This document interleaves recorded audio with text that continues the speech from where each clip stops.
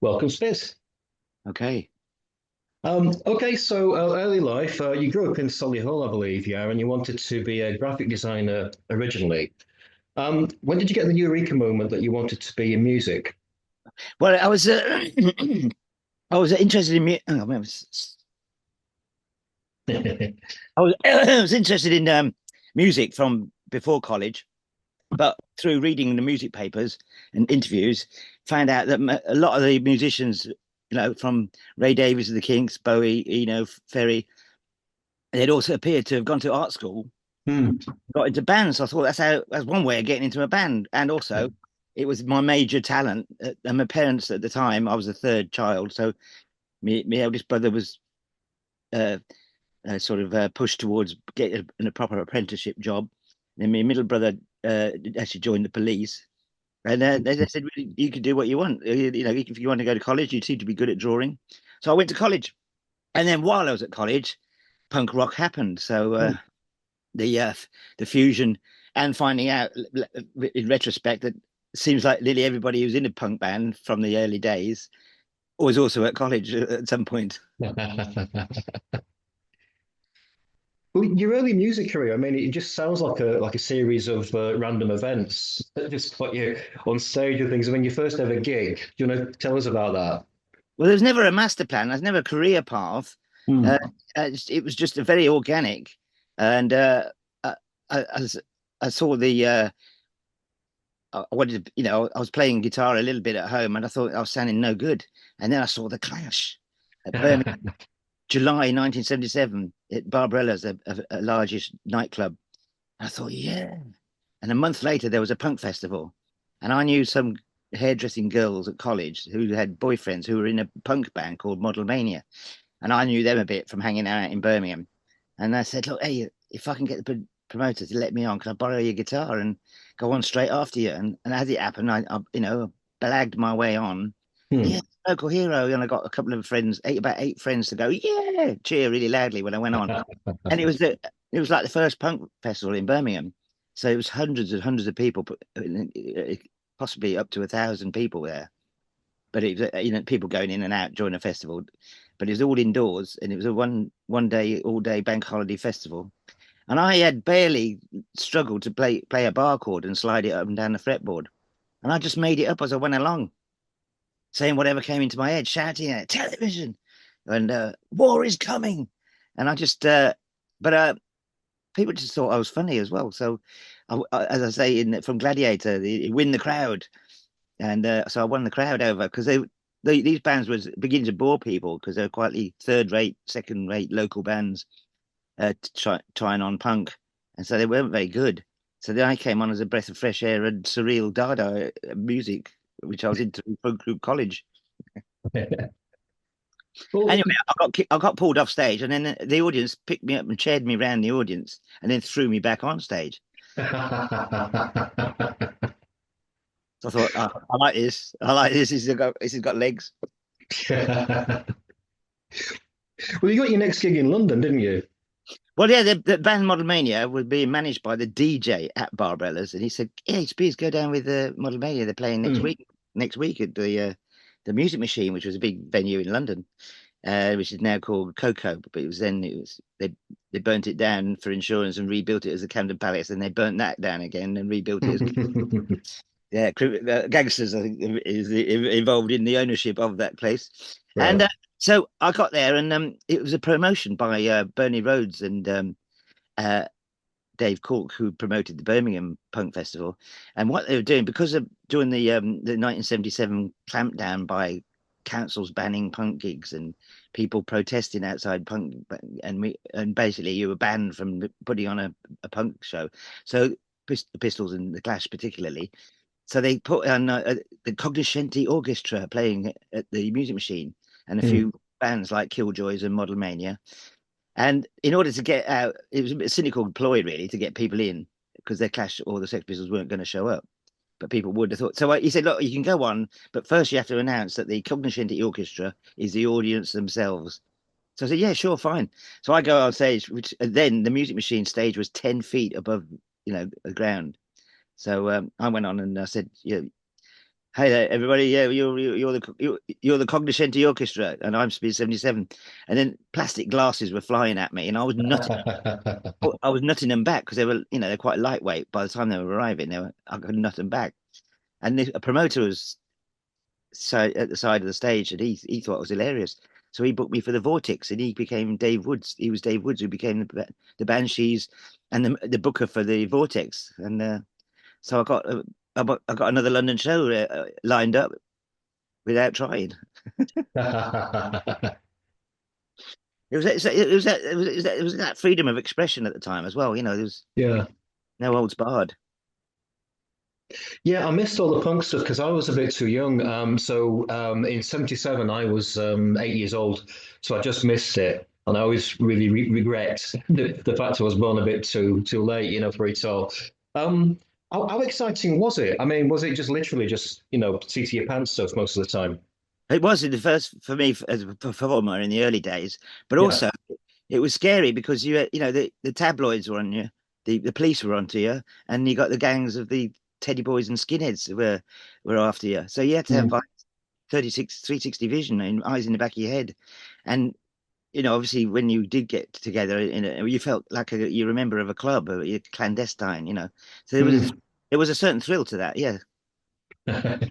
Well, you formed a band with Pete Petrol, didn't you? Well, what John happened Ford. was now I've got this London show. How do I get there? Because I'm not going to go down there in a van with Model Mania because they will be traveling by their own steam. So I was walking. My dad had forced me after I left college, forced me into a job to pay for the bills and stuff. They were Mm. like parents were like that in those days.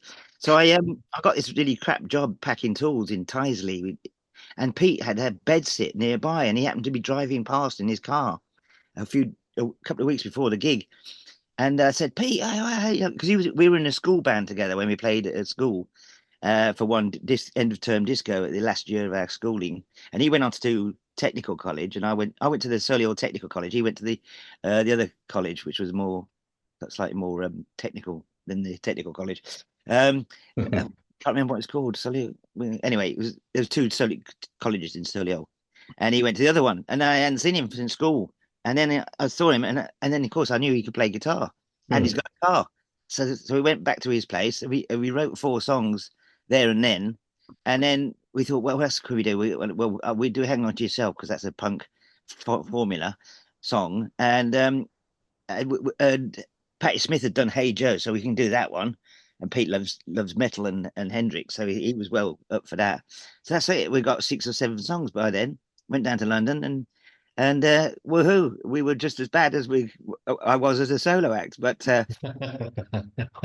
we were still being, something was about us that was because he kept booking us. We did four different shows down in the Vortex leading up to Christmas, Hmm. and then I didn't want to be called Spizz 77 in 78, and I didn't want to call myself Spizz 78. So, and Pete was with me now, so I thought, I saw the oil rigs being turned on with Tony Benn and the Queen turning the oil on in the North Sea, and the oil rigs were the largest man-made objects that ever to move across the Earth's surface. I thought, yeah, Spizzoil, and my design head said, yeah, symmetrical, it's brilliant. So, and I persuaded Pete to call himself Pete Petrol. He said he was calling himself Pete Plectrum, so it wasn't a huge jump to call himself Pete Petrol. And then we went out to Spizzoil and did more shows with the Banshees. What was it like touring with the Banshees? Well, in the early days, it was just one-off gigs. We would turn up at Bristol to support them, or we would turn up at Birmingham to support them, and because that was our local town, or London. We did some London shows, but they weren't Hmm. a tour as such. But they were gaining a lot of attention. John Peel loved them, and they were one of the last bands to be signed by a major label. And there was one of my later becoming one of my roadies, Ginger. He was graffitiing "Sign the Banshees" over all the record company offices around London and outside venues, and he was also putting Spizzoil on the walls everywhere around London. So we were sort of like symbiotic relationship as a band and a support band. Yeah. Hmm. When did Paloma join the band? Well, when we were touring for the Scream tour, when we got the whole tour, because we had a record out now on Rough Trade through Yeah. then they came to see us support Siouxsie at the Roundhouse on July the 23rd, which was a pivotal gig for us. We got rave reviews in the music papers. Yeah.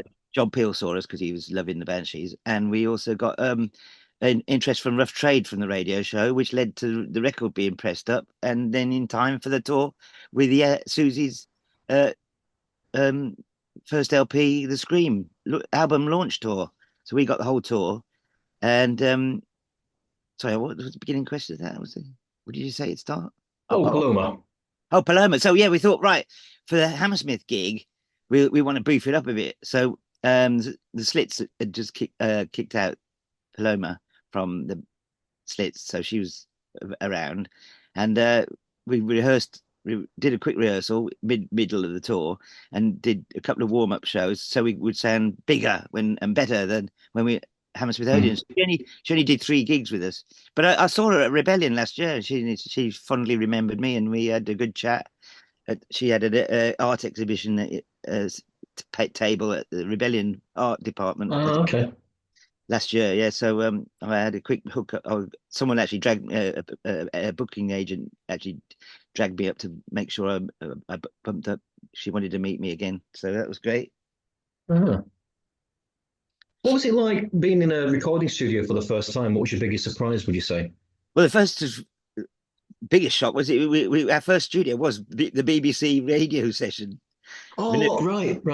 To do the John Peel show, and so everything was brand new, and we just, what do we do next? Well, you need to play a guitar, and then okay, what should we do next? Dan can do some backing vocals. Got time for some backing vocals? We didn't do backing vocals, but we did a couple of overdubs, and then 4 songs, and that was the end of the time. So that was it.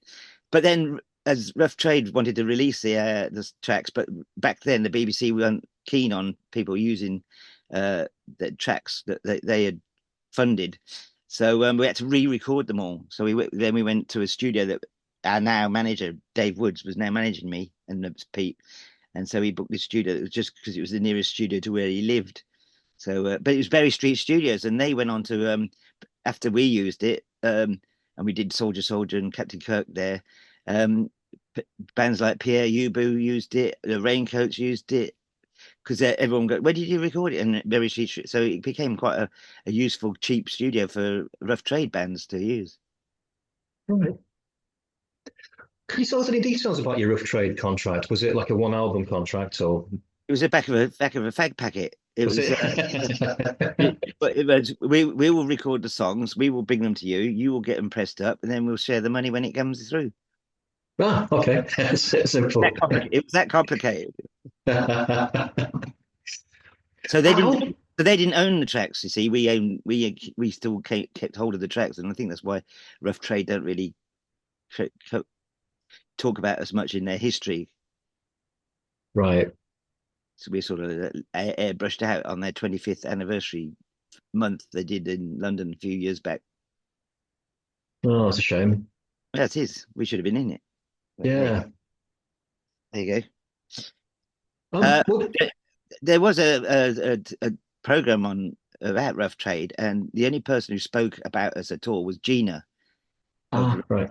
Of the Raincoats, Gina, and she mentioned, and Spizzenergi, and because she actually went out with Mark Caulfield, my keyboard player, they shared a squat for a few months. Okay. Yeah. So I am woven into the fabric, but I'm just airbrushed out a bit. Oh, it's a shame, isn't it? I had matching socks. That's what we used to say. We're the only band on this record label who wear matching socks. Either that, or all the other musicians got dressed in the dark. Well, you were writing more songs for your first album, the 6,000 Crazy. So did you have a process for your songwriting? Where was there like a leader, or did everybody just sort of jump in with ideas? Well, with the Spizzoil songs, it was just a desperation to make songs to fill the show. Me and Pete just did them together, like a Lennon and McCartney. But then later with Spizzenergi, it was the same sort of process where because Pete, I fell out with Pete, and I was now got new bit. That's why I changed the name from Spizzoil to Spizzenergi, because I had Mark on keyboards, Jim on bass, and I was singer, and we had a guitarist, but he didn't like he couldn't get his head out of rock and roll. He couldn't understand our time signatures and how we were different. So he only played on one rehearsal, and then so we were guitarless. We were always searching for a guitarist, and we didn't have a drummer either. So we would go around to Mark's house to work out ideas, and it would just be a fairly organic thing. And I was like Soldier Soldier. We had another John Peel session coming up, so I just had the chorus Soldier Soldier, and I started singing it, and then Jim started mucking about with a disco bass, and then it became I loved Echo, and Jim had this Echo unit, and I was singing Soldier Soldier, and it just developed from there, and then we had a song Soldier Soldier. Things like that happened. Yeah, because that was single of the week, wasn't it? NME put it as single of the week. Yeah, we were overjoyed. It was rushed out. It was rushed out in time for the Rough Trade tour because Cabaret Voltaire had pulled out. So we had Kleenex from Switzerland, the Raincoats, and Spizzenergi without a drummer. But because of the percussive style of keyboarding and bass playing, you didn't really notice we didn't have a drummer. And then Pete Petrel came back into the band, and we went off on tour with the single out, and it was NME single of the week. Brilliant. Not bad going. Well, tell us about, because obviously you probably, if people hear your name, the first thing that people will say is, "Where's Captain Kirk?" So how did that single become what it was? Well, we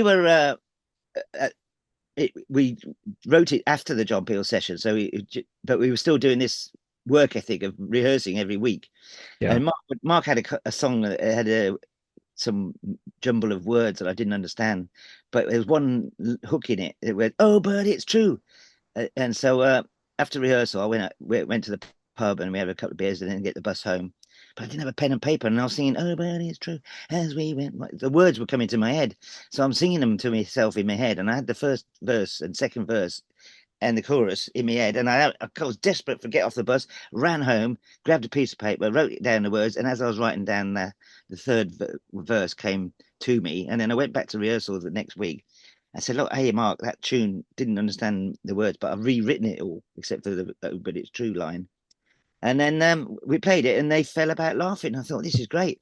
And then we got our first gig where we could play it, and the place went nuts. They went bananas, and we played it 8 times because they just loved it so much, and we didn't have that many songs, so we then we recorded it along with Soldier Soldier because again the Rough Trade thing, we had to re-record Soldier Soldier from the Peel session, and then we had to so we thought, well, let's record the other the crowd pleasers, which was Virginia Plain. And Energy Crisis was a new song, and I think that was it. And so we recorded them, and then I discovered that the first Star Trek film was going to be out at the end of the year. So we thought, well, we'll release Soldier Soldier, and we'll do put Where's Captain Kirk out later. So then we got the new guitarist, and so he wanted to be on the record, and then so we put his guitaring on it over Pete's on the Soldier Soldier, but it's Dave Scott on Where's Captain Kirk. So yeah, then we put it out just in time for the film to come out. Not cynical at all. It's just smart manufacture. What's it called? Marketing. That's the word. And then it was selling loads, and it went into the independent charts that were then, before the official one, was just music papers would ring up like Newcastle, or they'd ring up Bristol or a record shop and say, "What's your best selling indie records?"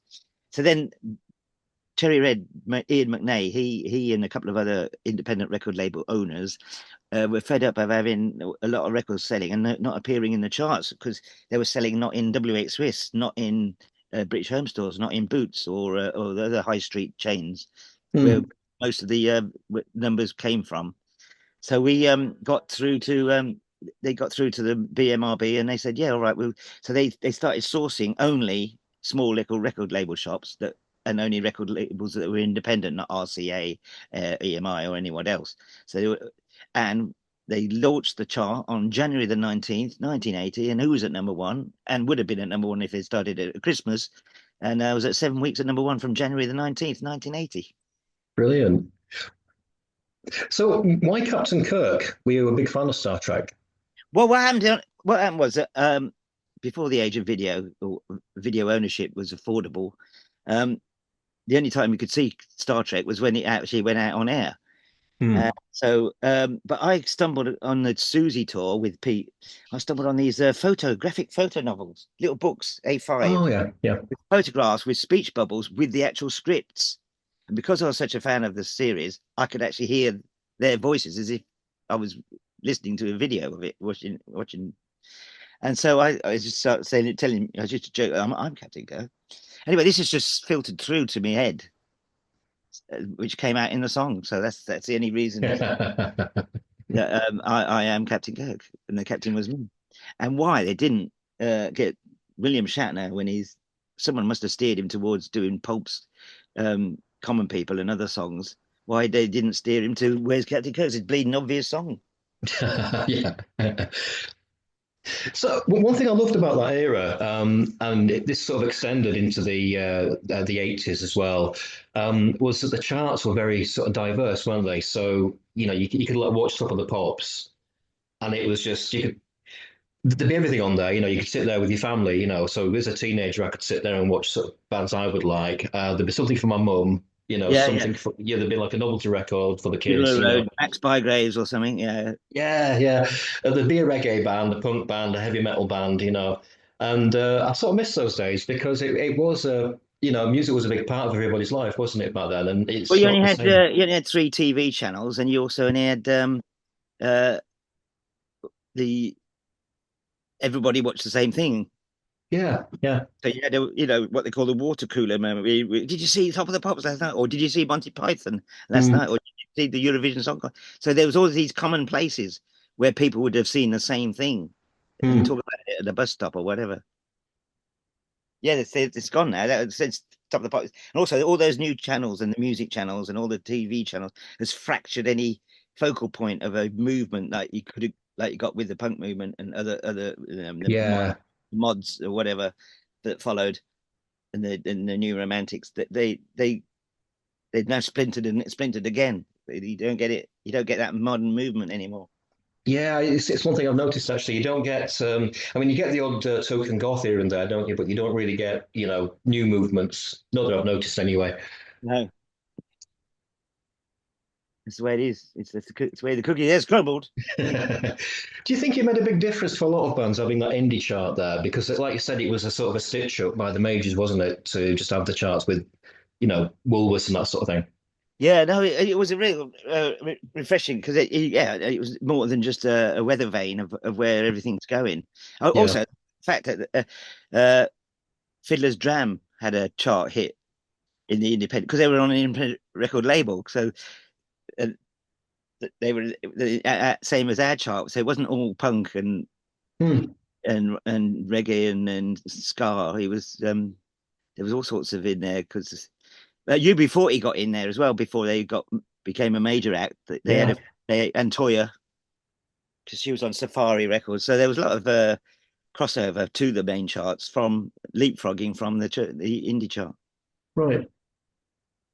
Did you get recognised quite a lot in the streets after your success? Not really. It was not like today with the internet. If you didn't read music papers, you could just walk unless you had your name on your trousers. But that came. I started doing that a lot later. But well, you kept changing the name of the band. So there's Spizzles and lots of things like that.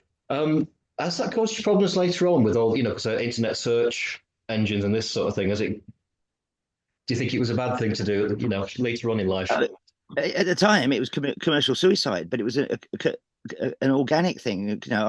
I changed for valid reasons. I didn't want to be 77 and 78, and Spizzoil split, so I don't want people seeing Spizzoil anymore because they aren't going to see Spizzoil. They're going to see Spizzenergi, and then Spizzenergi had the success, and we thought, well, I didn't like what the Reagan and Thatcher were doing to the athletes about the Moscow Olympic Games being they wanted them to. They didn't ban them from going, but there was pressure put on athletes, and athletes only have a small window of talent, of Mm, energy, and ability to shine, and they were yeah. trying to deprive them of that. So we thought, let's support them by calling themselves Athletico Spizz. That's another nit. So now I'm on four names, and so everyone thought now we're on a major label, we were going to be just chop off the 80 and we Athletico Spizz. Well, no, let's call us. We're going to be bigger than that. We're going to be as big as the Beatles, the Spizzles. That was our manager's thinking. So that's where the Spizzles came from, and then we imploded as a band and management, and so I got back together with some Pete Petrol, came back, and we got the same drummer on the records playing live, and a great guitarist, and we went out as Spizzenergi 2, the sequel. And then we did a couple of records on Rough Trade. We went back to Rough Trade as Spizzenergi 2, and then everything disintegrated completely. So I was on my own with backing tracks as in 1983. So I thought, I'll be ahead of the game here. I'll be ahead of this George Orwell 1984. I'll call myself Spizzoil in 1983. But I only did one gig because there wasn't many people looking for someone who was doing backing tracks. I was ahead of it. Anyway, so then I had a girlfriend, and all her friends were like theatrical types. And so they said, well, we'll be your band, Spizz. So I carried on with the backing tape format, but I had 6 girls on stage in bikinis and that. And we called Spizz and the Astronauties. That's 84. In 85, right, one of the girls in the band was really ambitious. So we could take this to the clublands and you could really go somewhere. So Spizz's Big Business. And I got that from the Laurel and Hardy film when they opened a shop, electrical shop, and they put a sign in the window saying "Open for big business." So, and then I had another girlfriend who then knew a band that was breaking up because the singer was going to get married and taking a year off. So they were a band without a singer. So they learned my songs, and then the bass player was quite a bit of a nutter. He said, "Yeah, get some more sexy." So I thought it's been sexual, obviously, and we had exotic dancers on stage with us, and we did some songs, sexy songs like "Spizz It Up" and "I Want to Fuck an Ice Cream," and that's 86. So it just kept going on and on. The name changes, and then I went solo again, and that was just Spizz, and that was it. Then I got Spizzy Vision, which was a slightly metally band, and then some workmates of mine, now Mrs. She knew these musicians, and they came around and watched the videos and said, "Yeah, well, let's learn your songs." And then we found a drummer, and then we went back to being Spizzenergi as the easy name in 1990. That was 1991. Because yes, Pete Petrol, we got together again for a Spizz techno Spizzoil, and then I bumped into these guys that my girlfriend introduced me to, and that became Spizz, just Spizzenergi, keep it simple.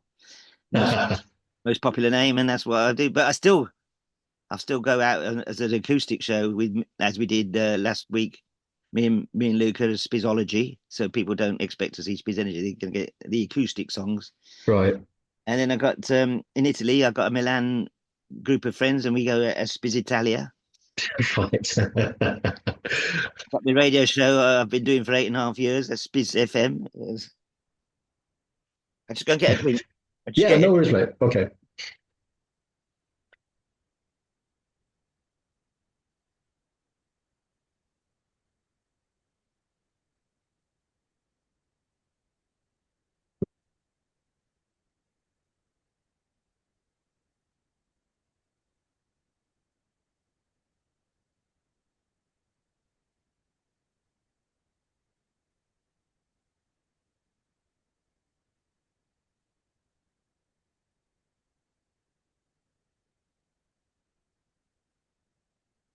Yeah. That better? Yeah. I just want to take you back to because you left Rough Trade to go to A&M, didn't you? Yeah. Well, we were. We got major record labels sniffing around when you're playing a week at the Marquee. Hmm. The only band to do a sellout week of consecutive shows. So we poked the interest, but CBS invited us in for a demo session, and they didn't bite. But we took the tapes to others, and A&M was the one that seemed to be most we're a really enthusiastic A&R man. So they signed us to. We'd already recorded the album in case we had to put it out on Rough Trade at Berry Street Studios. We recorded it in a bank holiday weekend, so it's like a live album, really, with a few overdubs. Right. But all done in the studio, and that was all ready to go. We recorded it in 5 days overall, actually, including mixing. And so they put it out as is, as our first album, which was really all the songs we were doing live. Do a runner album.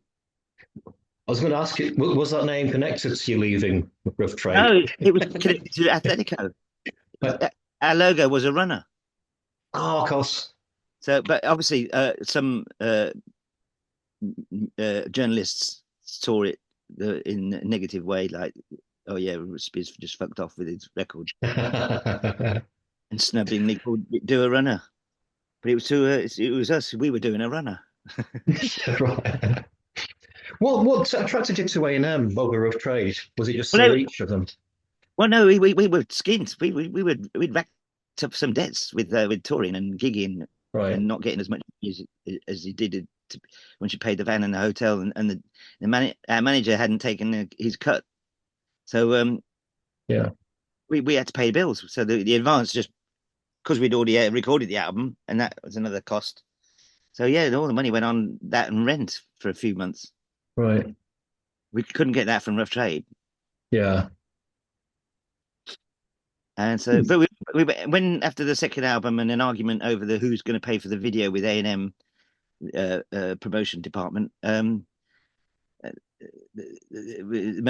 on a major label didn't suit our way of working. So you can go. They dropped us. So we went back to Rough Trade, where we were welcomed. I was going to ask you about the video, actually. Yeah. So, how much was it? Because I know all the bands, obviously, and they get. I think one of them got charged something like $250,000 for a video. Really ridiculous. Oh, we would never have been in that. If you look at the Soldier video, it's a white screen video, where that's the cheapest you can do. If you just get play in front of a white screen and mime to the track. Okay. And maybe get someone pays for a few quid for some drop in a few clips from war. So, did I see you on TV with Evan 17 once?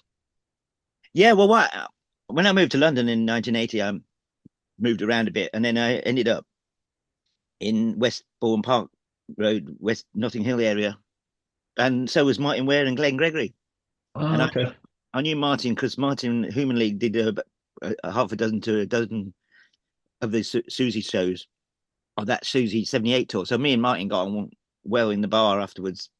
But we did about 70 shows with them, and we were in some of them were student college priced beer, which is great. So we got on well, me and Mark, drinking. And when we found out we were both just living around the corner, and Mark was doing well with Virgin Records, got some good money coming in, and he knew I was skin, and they had some TV shows coming up because of the success of Temptation, and Glenn had a bad knee for a while, and so he couldn't dance around like he used to. Martin was stuck behind a keyboard. Ian Craig Marshall stuck behind a keyboard, so they wanted something a bit more like dynamic to run around the stage with. So, and I could roughly make a good fist of miming to the guitar parts. Right.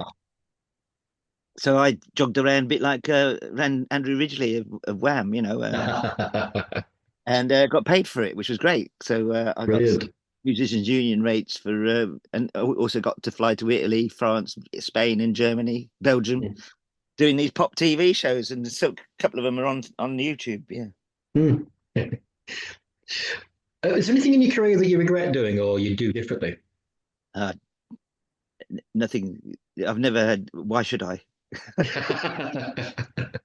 I did what I did, and it happened when it happened. I can't. You can't rewind tape. Well, you can't. You can rewind a tape machine, but you can't rewind life, as it were. No. Yeah, yeah.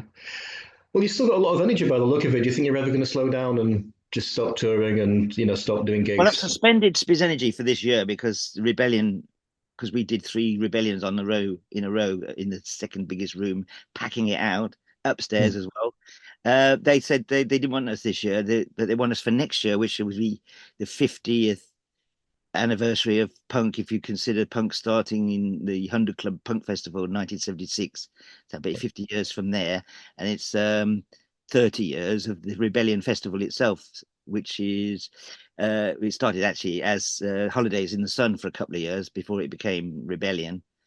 And so they want us to be on the bill for that. And then I was going to do my annual summer party, which I do every summer to the nearest day to the June 22nd, if it's a Saturday nearest to June 22, because that's when I saw David Bowie at Birmingham Town Hall, 1973, £1.50, third row, and Ziggy Stardust tour. And I thought that's when I wanted to be a singer. Yeah. So, and we had and I couldn't get the date I wanted. I couldn't get it at the Water Rats, and I couldn't get the week before or the week after. I couldn't get it at the Lexington the week before or Hmm. the week after. And I just thought we've got this other couple of not very well paid gigs coming up. I thought I've just done a 15-date tour of the UK as Spizzenergi. I thought, well, let's just take the whole year off. Yeah. But I've Spizzology gigs. So as I said, we've done 4 now this year, and we got another one in June and another one in July. One in Watford, and the other one's in Putney, London. So Oh, okay. we've got some shows. That's July the 6th in London and June 21. Actually, that could be the summer party, but it's out of town. Did you ever get up to Glasgow at all? Yeah, we did Glasgow and Edinburgh on the UK tour. Oh, right, I missed that. Yeah, I'm trying to find the flyer with the actual dates on it. I've got that's the Blackpool one. Yeah, so we did on the t-shirt. Hang on, here's the t-shirt. The tour t-shirt with all Oh, the yeah, cool. all Oh, the yeah, yeah. about 5 left. We played Glasgow Hug and Pint on the Oh, 16th yes, yeah. 16th of November, and we played Edinburgh Legends on the 6th of December. Excellent. Where can you get hold of that t-shirt? And have you got anything? Because I've actually purchased a few things myself off your site. Yeah, Some vinyl. I've got 2XL, and Uh-huh. I've got 2XL and a small. Okay. These are from the website, yeah? You got a website with I these you can think they're buy. on. I think the shirts are on the website, but I've only got 2XL, about 3 or 4 2XLs left, and one small left. Right. Okay. But there are other shirts are available, like the Where's Captain Kirk Deluxe 6 print with Spock on the back. Where's Spock on the back? Right. Yes. Nice And stuff. there's a blue version. That's a one color print. So that's cheaper. Uh-huh. And then there's tote bags with the lyrics on the back. Oh, wow. Excellent. There's a black Nice big. there's a black t-shirt version of that as well. Uh-huh. And there's vinyl. There's a vinyl. Do you want to see the vinyl? Yeah, why not? Well, you got you Mine's on its way. It's not arrived yet, but yeah. yeah there's the live LP Oh, with, brilliant. Yeah. with in a sleeve with all the information in its citrus acid yellow, Cool. and that was recorded in Germany when we supported the Addicts, and so it was a good desk. So we paid to get it mixed. Well, my bass player mixed it, but Yeah. we got it onto a USB stick the whole show. Excellent. And there's the gold anniversary. Where's Captain Kirk 7-inch Oh, wow. is gold vinyl. Gold vinyl. With Cool. Spock on the Yeah. back. First time. And then there's the unfortunately I've only got my own personal copies of Valentine's Day which was mixed by Tony Visconti. It's a Bowie song Hmm. where Tony Visconti produced and mixed the original, and it's the only song that he's done of the cover version of it as well. Ah, okay. He did add Christmas in Denmark Street, Excellent. which is because he was also upset by the damage that the Crossrail was doing to the area, Yeah. including ruining a lot of what we come to loved about Denmark Street. Some of the music shops have gone. Yeah. Disgraceful, but there you go. So that's the vinyl, and then there's a spill. I've only got a few of these left. Spizzenergi CD, Ah. which is the radio sessions we done Mhm. Excellent. on CD. There you go. And tell us about your radio show. When does that go out? Well, I've suspended that as well. Oh. I've done it for 8.5 years. It's on Resonance 104.4 FM in London and online at resonancefm.com. And I used to have a Wednesday 1 hour show every week for 8.5 years. And as I wasn't promoting much because I'm not doing it apart from the Spizzenergi gigs, I thought I'd take the whole summer off. Why not? Why not?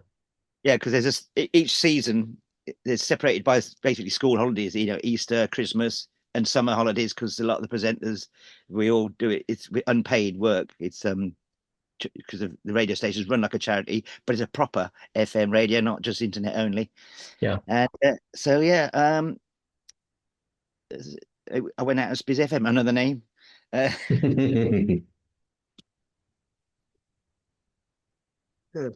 I'm off to Italy next week, Milan, to do a in-store record